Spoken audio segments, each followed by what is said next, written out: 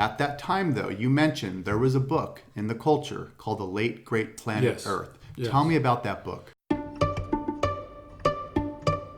The book came out in 1970. So this is the early part of 1973, so it's been out for 2 years, good 2 years. Okay, and really emphasize the impact of this book.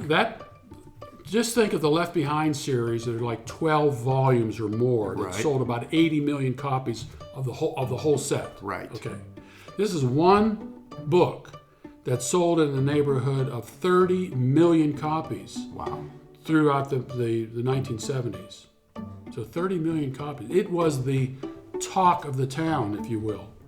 It was listed as the number one non-fiction bestseller.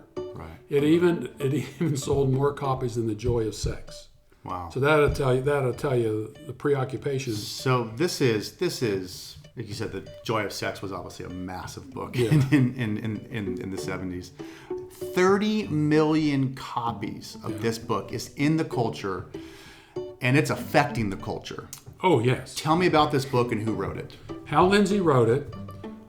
It was published by Zondervan, and the book essentially said we were living in the last days. Now, Hal Lindsey today would probably say, "Oh, I never really said that." Well, he did. He maintained that Israel becoming a nation again in 1948 was the key end-time prophetic sign. And then he went to Matthew chapter 24, verse 34, where it says, "This generation will not pass away until all these things take place." And Hal Lindsey said the budding of the fig tree was Israel becoming a nation again.